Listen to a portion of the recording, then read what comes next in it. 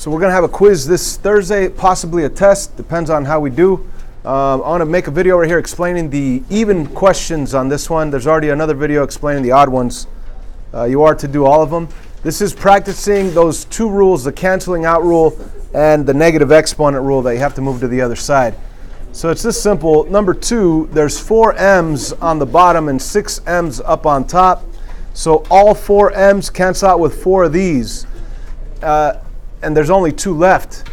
So when you guys ask me, is there any work that I could show? Do I have to show work? There's really no work to show except this, right? Maybe scratching things out or maybe circling and drawing arrows, depending on where you're moving. But this is the quickest and best way to do it. I mean, you could also show your work by expanding, like writing m times m 6 times, and down here 4 times. But that's really a waste of time. You end up just canceling out, and there's 2 m's left up on top. But you see, with this work, you could already see that there's an m squared left up on top and nothing on the bottom. So your answer is m squared. Now, even though there's nothing on the bottom, it's really over 1, but you don't need to put that over 1 because anything divided by 1 is the same value. So the answer is just simply m squared. Let's move on to number 4. Number 4, there's only one a on the bottom, and that a completely cancels out with one of the 2 left up on top. So what's left? There's only 1 left up on top. So your answer is just a to the 1 over 1, but you're not going to write that a to the 1 over 1. You don't need the over 1, and you don't need the exponent of 1, so it's just a. Is it wrong if you write it like that? No, but it's really unnecessary, right? And it's... They're not going to write that on a multiple choice test. They're just going to write A as the multiple choice answer. Let's jump to number 6. So right here we have y's that we could cancel. There's 5 y's on the bottom. All 5 of them cancel out. That's why I draw a line through the y and the 5, because all 5 y's cancel out with 5 of these 7, which means that there'll be 2 left over up on top. So what else? A lot of people see a -2 and they want to move it down. That's incorrect. The only time you move items from one side to the other is if you have a negative exponent, and that's not the case here. What we really do have is a fraction, -2 over 14, and we could reduce the -2 over 14 to -1 over 7, right? So our final answer will be over here, y squared with a -1 over 7. Now, that's reducing this fraction. Now, if people wonder where reducing came from, see the 14 right here is really a 2 times 7, and this top 2 will cancel with that bottom 2. That becomes a 1, and the 7's left over on the bottom. Anyways, it's simply reducing, and the 1 right here is unnecessary, and the negative, they may write it right here in the middle of the fraction. So another way of representing this answer to be y squared over 7 with a negative out in the front. That's more likely the answer that they'll give on a multiple choice test. Let's jump to number 8. So on number 8, we have parentheses with an exponent on the outside, and we know we're going to have to distribute, but before that, if we look at the inside, can't we make this more easier, more simple with certain rules? Yes, we could cancel out what? The a's. So this a on the bottom cancels out with one of these 2 up on top, and you'll have 1 left. Okay, so what we have now, I'm going to rewrite it. I have a 2, a to the 1, b to the 1, close parenthesis to the 3rd power, and now I'm going to distribute. Circle, draw some arrows. This is about all the work you could show on this section. And you will have 2 to the 3rd, a to the 3rd, b to the 3rd, and the only other thing you could do is this 2 to the 3rd, because 2 to the 3rd means 2 times 2 times 2. So the final answer is 8, a to the 3rd, b to the 3rd. Let's jump to number 10. Fun stuff. Of course, we could distribute, but on the inside, you could cancel things out, make it a lot nicer, a lot easier before distributing. I mean, if you wanted to distribute, you could, but it's easier to cancel out what's on the inside. So there's 4 r's on the bottom, all 4 r's. That's why I don't only cross out the 4, but I also go through the r, because there's no more r's left. All 4 of those r's cancel with 4 of these 5, which means that there's 1 r left up on top. All 3 w's on top cancel out with all 3 w's on the bottom.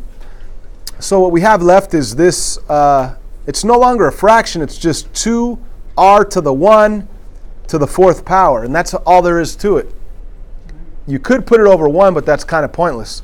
Then we're going to take this 4 from the outside of the parentheses and distribute it to each term on the inside. So your final answer will be 2 to the 4th, r to the 4th. Now, depending on your multiple choice answer, they might actually do the 2 times 2 times 2 times 2, which would be 32.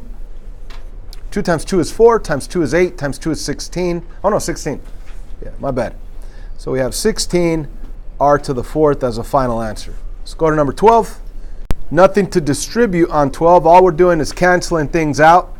So let's go and cancel the r to the 7th up on top. Well, the r with the r. So this r to the 3, let's cancel it with r to the 7.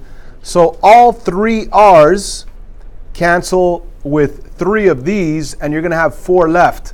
Notice that I don't draw a line through the r because there's still r's left over and there's 4 r's left over.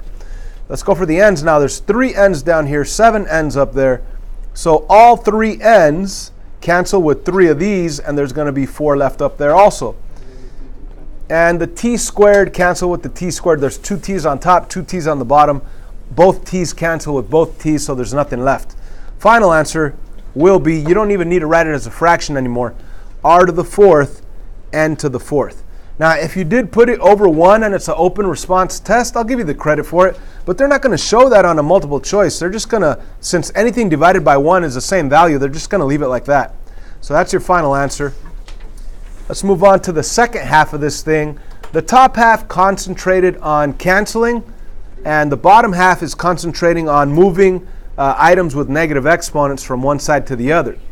So number 2, we're going to take that m to the negative 4, and this is the work that you could show. Circle the whole thing that has a negative exponent and draw an arrow, okay? So what we have left, the m, the original m right here, did not move, so I'm just going to rewrite it, keep it in the same color. And this m to the negative 4, it's going to go up, but the negative 4 is going to become a positive 4. It's going to be an m to the positive 4. And there's no sign between them, so that means I need to multiply. There's nothing left on the bottom, so I could temporarily put a 1, but we know that that's not going to be part of our final answer. And we also know that there's an invisible 1 on the m, so now we're going to apply rule 1, m to the 1 times m to the 4. All you do is add those exponents. So your final answer is what? M to the 5. And there's no need to put it over 1. That's your answer right there, m to the 5th power. Let's go to number 4. Right here we have 2 terms with negative exponents. Some people might want to cancel things or want to try to cancel things out, but let's move things first. So I want to take this b to the negative 4 and move it down. I want to take this b to the negative 5 and move it up. So my fraction is really going to be a b to the positive 5 now, b to the positive 5 over b to the positive 4. And now you have 5 b's on top, 4 b's on the bottom. All 4 b's cancel out with 4 of these 5, and you have 1 left. So what you really have is b to the 1 over 1, but the easiest answer would just be b. That's it, b. Let's go to number 6. It's getting more fun. Different rules to apply. So up on top, now how about this? Some people say, oh, wait a minute, I have a's and a's, I could cancel, right? Not yet, right? Not yet. Because you need to take this 2 and distribute it first to each of those terms. So showing your work, you're going to circle that 2, draw an arrow to that 2, draw an arrow to that 3. Up on top, you will now have a to the 4th, because of power to a power you multiply, and b to the 6th. 3 times 2 is 6. Over, and right here we're going to distribute the negative 2 on the a, negative 2 on the b. So you're going to end up with a to the negative 2 and b to the negative 2. After that, you're going to apply the rule of negative exponents. So we need to move anything that has a negative exponent from one side to the other. So how about this? Up on top, the a to the 4th is not going to move, and the b to the 6th is not going to move. But on the bottom, we are going to take this a to the negative 2 and move it up in front, and that'll become a to the positive 2. The b to the negative 2 is going to move up to the back, and it's going to become b to the positive 2. And we have nothing left on the bottom, so you could put a 1 for a little while, but at the end of it all, we're not going to write that on our answer. Then we're going to apply rule 1 right here and here, adding exponents when you're multiplying two terms with the same base. So your final answer will be a to the 6th times b to the 8th. And that's it. Now you don't even really need that dot, just a to the 6th, b to the 8th. Let's move on to the next question, number 8.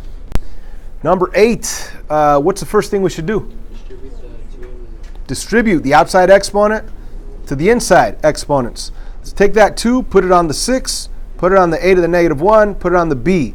So we're going to have 6 squared a to the negative 2 because we multiply the negative 1 times 2, and then b squared also because you distribute it to the b. On the bottom, we have a power to a power, so you're going to multiply them, right? 4 times 2 is 8, so on the bottom you have b to the 8th. So we have this new expression right here, and there's a couple more rules that we could apply. There's that canceling rule. If you have b's on top and b's on the bottom, you could cancel them out. All 2 b's on top cancel with 2 of these 8, and you'll have 6 left over on the bottom.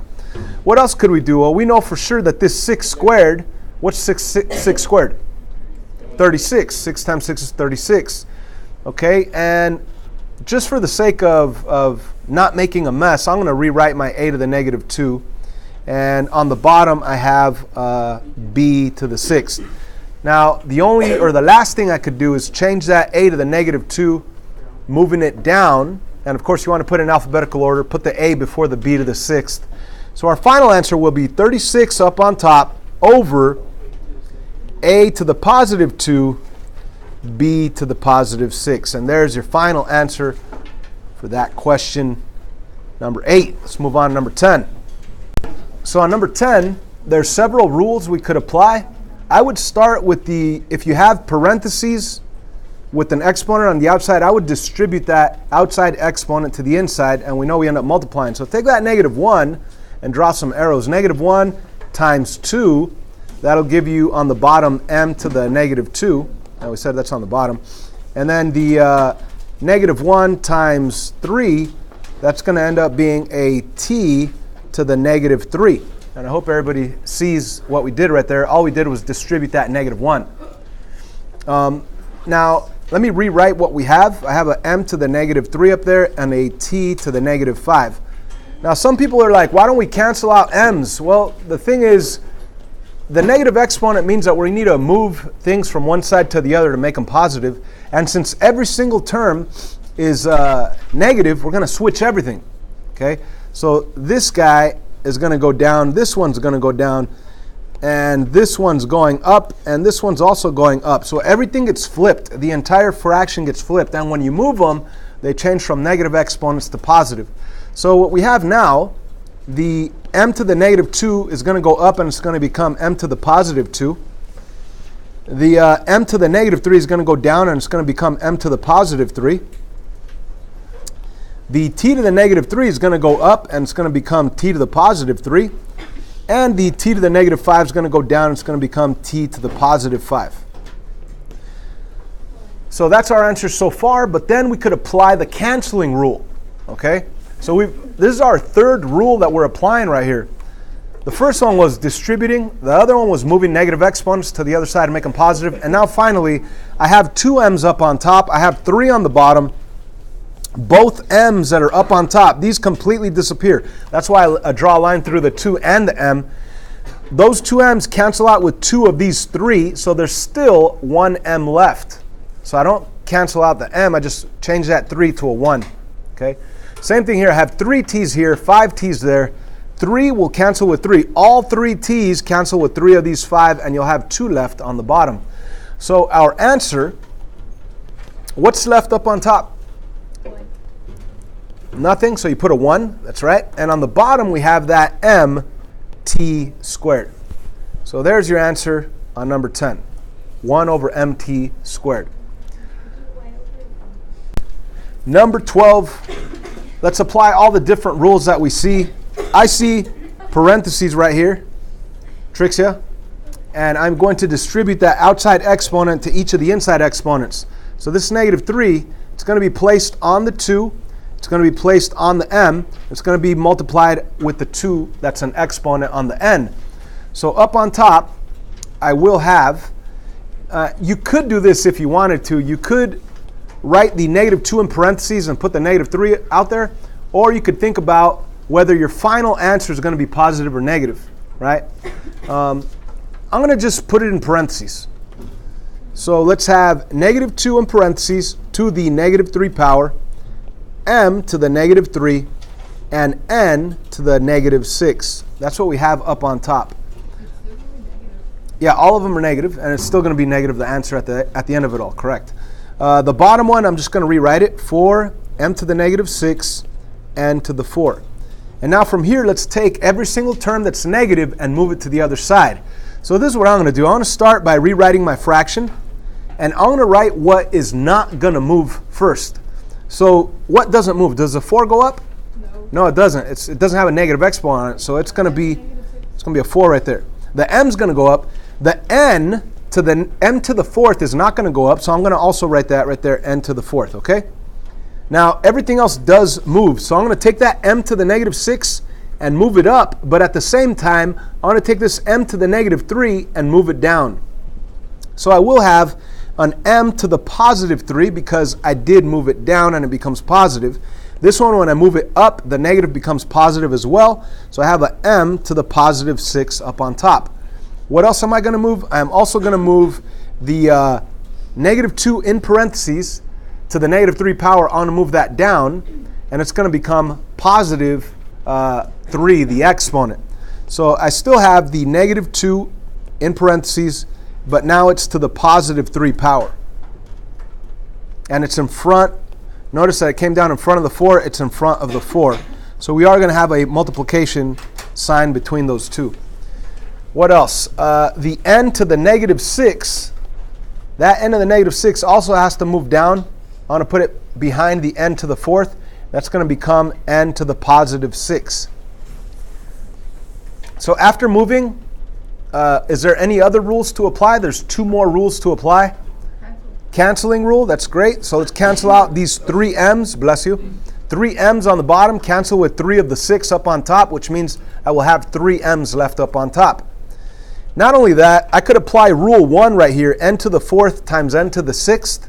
What does rule 1 say? Add the exponents when you're multiplying them. So it's really going to be an n to the 10th on the bottom.